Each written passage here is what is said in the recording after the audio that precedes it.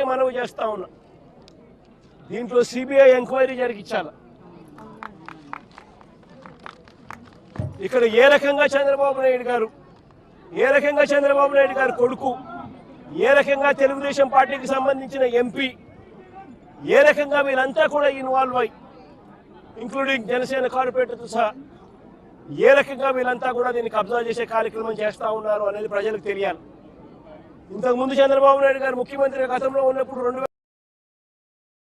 2016లో ఒక fake society create చేసి 1981 date వేసి ఏ రకంగా పేదల ఆస్తుల మీద, పేద ప్రజల ఆస్తుల మీద ఏ రకంగా కన్నేశారు అన్నది కూడా ఇవన్నీ బయటికి రావాలి. ఇవన్నీ కూడా రాష్ట్ర ప్రభుత్వం కోర్టుల్లో ప్రజల తరపున, పేదల తరపున, మధ్యతరగతి వాళ్ళ తరపున ఆర్గ్యుమెంట్ చేయాల్సింది పోయి, వాళ్లకు తరపున నిలబడాల్సింది పోయి, వీళ్లకు వ్యతిరేకంగా రాష్ట్ర ప్రభుత్వమే స్వయంగా కోర్టులలో వ్యతిరేక అఫిడవిట్లు, వ్యతిరేక పిటిషన్స్ వేసి వీళ్ళకి అన్యాయం చేయడంలో రాష్ట్ర ప్రభుత్వం తన పాత్ర తాను పోషించింది. వీటి అన్నిటి మీద కూడా ఎంక్వైరీ జరగాలి. జరిగి దోషులను, అది చంద్రబాబు నాయుడు కావచ్చు, లోకేష్ కావచ్చు, తెలుగుదేశం పార్టీ విజయవాడ ఎంపీ కావచ్చు, ఇక్కడ తెలుగుదేశం పార్టీ ఇక్కడ జనసేన కార్పొరేటర్ కావచ్చు, వీరందరి పాత్ర మీద కూడా ఎంక్వైరీ జరగాలి. జరిగి నిజాలన్నీ కూడా బయటికి తీసుకొని రావాలి.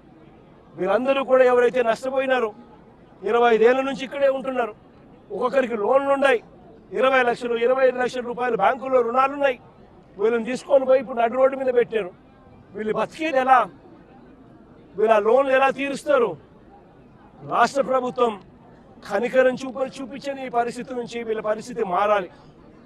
వీళ్ళందరికీ కూడా ఇమీడియట్లీ ఇక్కడే గవర్నమెంట్ రావాలి. వీళ్ళకి సంబంధించిన లోన్లన్నీ కూడా గవర్నమెంట్ తన రెస్పాన్సిబిలిటీ కింద గవర్నమెంటే కట్టేట్టుగా తీసుకోవాలి.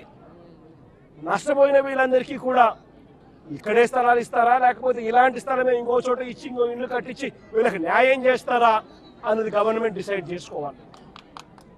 చంద్రబాబు నాయుడు గారు గట్టిగా ఒకటే చెప్తా ఉన్నా, అయ్యా చంద్రబాబు, నువ్వు గన ఈ కార్యక్రమం చేయకపోతే రేపొద్దున మా ప్రభుత్వం వచ్చిన తర్వాత, వైఎస్ఆర్సీపీ ప్రభుత్వం వచ్చిన తర్వాత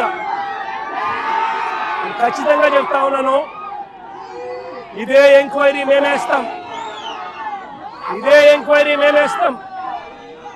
మిమ్మల్ని కోర్టు ముందర దోషులుగా నిలబెట్టడమే కాకుండా వీళ్ళందరికీ కూడా, బాధితులందరికీ కూడా కంటికి రెప్పలా మేమంతా కూడా కాపాడుకుంటూ, వీళ్ళందరూ కూడా ఎవరైతే నష్టపోయినారో ప్రతి ఒక్కరికి కూడా ఆ నష్టంలో ప్రభుత్వం భాగస్వామ్యమై వీళ్ళందరికీ తోడుగా ఉంటుందని చెప్పి బాధితుల తరఫున మీ జగనన్న మాటిస్తా ఉన్నాడు అని చెప్పి ప్రతి బాధితుడికి కూడా నేను చెప్తా ఉన్నాను. నేను ఇంకా మీరు సామాజిక మాధ్యమాల్లో తిడుతూనే ఉన్నారు. మళ్ళీ ఇంకొకసారి హెచ్చరిస్తున్నారు. పిఠాపురంలో ఒకసారి చెప్పాను మీకు, మళ్ళీ మీరు కూర్చొని పాత పద్ధతిలో కనుక మళ్ళీ నాయకులు మళ్ళీ మీరు పిచ్చి ప్రలాపనలు చేస్తే పర్యవసానాలు చాలా తీవ్రంగా ఉంటాయి, గుర్తుపెట్టుకోండి. మిమ్మల్ని మీరు కానీ మీ నాయకులు కానీ మీరు ఒక క్రమబద్ధంగా ఒక పద్ధతిలో మమ్మల్ని విమర్శిస్తే తప్పులను మేము సరిదిద్దుకుంటాం, వివరణిస్తాం. అలా కాకుండా వ్యక్తిగతంగా మళ్ళీ పాత పద్ధతిలో చేస్తే, నేను ఈసారి నేనే చెప్తున్నా, మీరు పవన్ కళ్యాణ్ మంచితనం చూశారు, పవన్ కళ్యాణ్ సహనం చూశారు, పవన్ కళ్యాణ్ గట్టితనం మీరు చూడలేదు ఎప్పుడు. దయచేసి అక్కడ దాకా తీసుకెళ్ళకండి, ఎందుకంటే నాకు క్షమ ఉండదు నా దగ్గర. మీలాంటి వాళ్ళకి, రిపీటెడ్ అఫెండర్స్కి, క్రైమ్ చేసి తప్పించుకుందాం అనుకున్నోడికి, రిపీటెడ్ అఫెండర్స్కి నా దగ్గర క్షమ ఉండదు. చాలా భరిస్తాం, చాలా సహనంతో తీసుకుంటాం. కానీ పదే పదే కూర్చోబెట్టి మేము ఏదైనా చేస్తామని మీరు మళ్ళీ పాత పద్ధతిలో చేస్తే క్లోజ్గా మానిటర్ చేస్తున్నాం. ఎవరు ఏం మాట్లాడుతున్నారు, ఎవరు ఏం చేస్తున్నారు, మీకు అవకాశం ఇస్తున్నాను. మీరు ప్రజాస్వామ్యబద్ధంగా విమర్శించండి. సహృదయతో కూటమి ప్రభుత్వం తీసుకుంటుంది. మళ్ళీ హద్దులు దాటి మాట్లాడి మేమే వచ్చేస్తాం 29లో అంటే నేను చెప్తున్నాను కదా, మళ్ళీ ఈ రోజున నా రాజోలు గడ్డ సాక్షిగా చెప్తున్నాను కదా.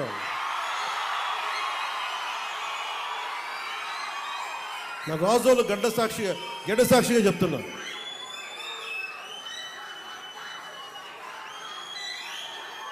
మీరు అలాంటి ఆశలు పెట్టుకోకుండా జరగవు.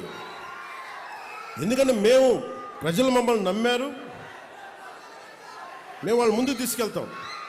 నేను మీ చేత మీ ఏ సమస్య ఉన్నా కానీ మనందరం కూర్చొని, ఉదాహరణకి మన ఆటో డ్రైవర్ సోదరులు ఒక సమస్య చెప్పారు, మాట్లాడుతాం దాని గురించి.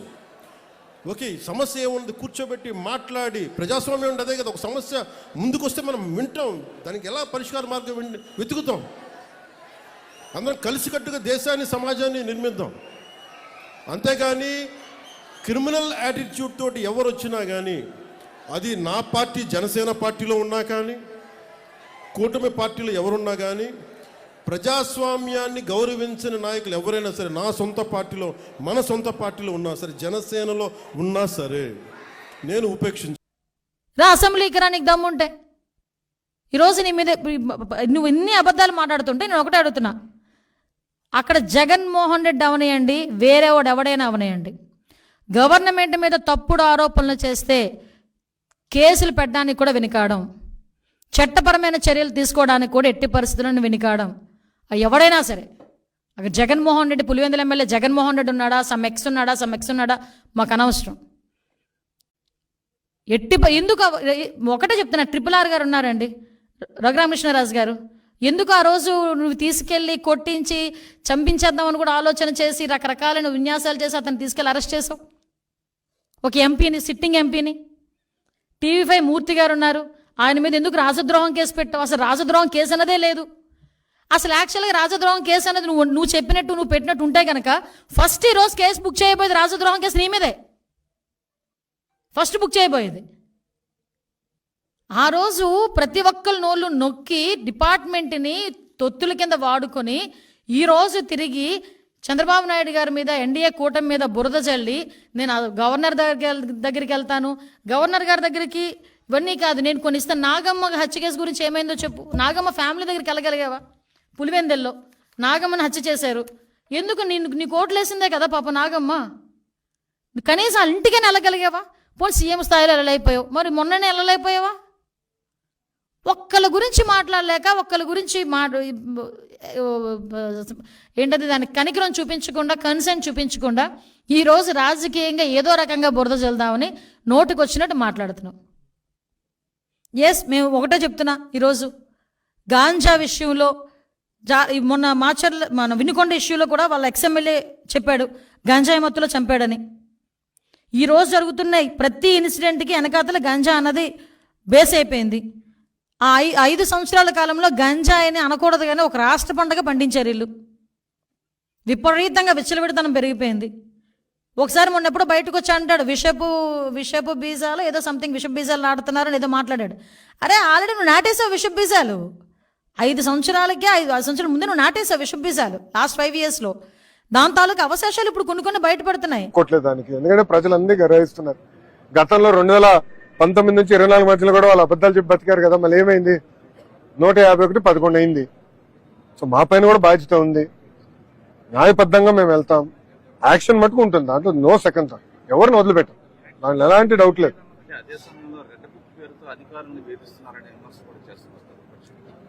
ఎవరు చేస్తున్నారు? ఎందుకంటే వాళ్ళు భయపడుతున్నారు, ఎర్ర బుక్ లో వాళ్ళ పేరు ఉందా లేదా అని వాళ్ళకే కంగారు ఉంది. ఎందుకంటే వీళ్ళందరూ చట్టాన్ని ఉల్లంఘించిన బ్యాచ్ కదా, దర్రా చేసిన వాళ్ళందరూ చట్టాన్ని ఉల్లంఘించి భూ కబ్జాలు చేసిన బ్యాచ్ కదా, వాళ్ళ యాక్షన్ అనేది అనివార్యం కదన్నా. ఎందుకుండదు? తప్పనిసరిగా యాక్షన్ తీసుకుంటారు. నేను పాదయాత్రలో ఊరూరు చెప్పాను, ఎందుకంటే ఊరూరు వైకాపా బాధితులు అనేది ఉన్నారు, వాళ్ళందరిపైన మనం యాక్షన్ తీసుకుంటాం. వదిలిపెట్టి చేసుకోమని ఏమవుతుంది? ఇది చేయలేదు. ఇప్పటికీ ఏం చేసావు? కొండను దోవావు, ఎలుకను పట్టావా, తోకన పట్టావా, దాని ఈకన పట్టుకున్నావా? నువ్వు మాట్లాడడం ఏంటంటున్నా, గొంగళి దీంట్లో కూర్చొని భోంచేస్తూ నువ్వు బొచ్చేరినట్టు ఉంది నువ్వే ఒక అవినీతి పరుడివి. నీకు అన్ని డైరెక్ట్ లింక్స్ ఉన్నాయి. పాత 43,000 కోట్లు ఉన్నాయి, 11 ఛార్జ్షీట్లు ఉన్నాయి సిబిఐ, 9 షార్ట్లు ఉన్నాయి ఈడీ. ఇప్పుడు ఇంకా మళ్ళా ఇవి శాండు, ల్యాండు, మైను, లిక్కరు, బోల్డన్ని ఉన్నాయి. ఇవన్నీ దగ్గర కొంటే నువ్వు ఎక్కడ పోతావు నీకే తెలియదు. అక్కడ ఏమున్నాయి? ఎతికావు. ఒకసారి చెప్పావు కదా సోలార్ గురించి, ముట్టుకాయలు వేయించుకున్నావు కదా, ఏం జరిగింది? అదే కదా మళ్ళా రాజీ చేసుకొని మళ్ళా వాళ్ళకే ఇచ్చావు కదా. You answer this. First cabinet అవుతాను ఏం మాట్లాడారు ఆ రోజు? నేనేం చెప్పాను? సాక్ష్యాతాలు సహా పెట్టాను కదా. మా పార్టీ వాళ్ళకు కానీ మాకు కానీ ₹1 అకౌంట్కి ఎవరికైనా వచ్చిందా? నీకు వచ్చాయి. షెల్ కంపెనీలు నీవి, ఇప్పుడు కూడా ఉన్నాయి షెల్ కంపెనీలు, నీకు వస్తున్నాయి డబ్బులు ఇంకా. You answer that. కాబట్టి నీతి నిజాయితీగా ఉండలపైన బురద వేయాలి, వేస్తూనే ఉంటాం ఏదో ఒక విధంగా. ఇప్పుడు ఏంటి వాసు, లేకపోతే మన అప్పారావు, ఆదిరెడ్డి 40 ఏళ్ళ నుంచి వ్యాపారం చేస్తున్నారు, ఒక చిన్న చిట్ ఫండ్, దానిపై నీ ప్రతాపం ఏంటి? నీ కథ ఏంటి? నీ పేపర్కి ఎక్కడి నుంచి వచ్చింది డబ్బులు? నీ టీవీకి ఎక్కడి నుంచి వచ్చింది? నీ సిమెంట్కి ఎక్కడి నుంచి వచ్చింది? వాళ్ళ కష్టార్జితం 40 ఏళ్ళది. ఒక బీసీ 40 ఏళ్ళు కష్టపడి ఒక చిట్ ఫండ్ చేసుకుంటే అతని పైన పడి నీ దౌర్జన్యం ఏంటి? ఏమనాలి ఇలాంటి వ్యక్తుల్ని? అంటే ఈ రాష్ట్రంలో ఎవ్వడు కూడా వ్యాపారం చేయడానికి లేదు. వ్యాపారం చేస్తే నాకన్నా రాయిచ్చి అతనికి రాయిచ్చి ఇవ్వాలా, లేకపోతే పప్పం కట్టాలా? కప్పం కడితే ఓకే, లేకపోతే మాత్రం ఎవ్వడు చేయడానికి లేదు. ఏంటయా చేసేది? 3 నెలలు ఉంది. ఎన్ని రోజులు? ఇంకా 9 నెలలు ఎలక్షన్స్ అనౌన్స్ అవుతాయి. ఏం చేస్తావు నువ్వు? 4 ఏళ్ళ 3 నెలలు చేరినట్టు ఇప్పుడు ఏవో చేస్తావా? ఎవరికి చెప్తావు ఇవన్నీ? ఎంత హెరాస్ చేసావు? అమరావతిలో ఎన్ని కేసులు పెట్టారు? ఏంటి అసైన్మెంట్ ల్యాండ్లు? ఏంటి ఇన్నర్ రింగ్ రోడ్డు? ఏంటి ఇన్సైడర్ ట్రేడింగ్ ఉందా? లేని దాన్ని సృష్టించావు. అంటే ఒక క్రిమినల్ కరుడుగట్టిన నేరస్తుడు తప్పులేయాలంటే ఏం చేస్తారో చేసి ఈరోజు మీరు చూడండి, productivity level, skill development Andhra Pradesh ఇది వీకెస్ట్.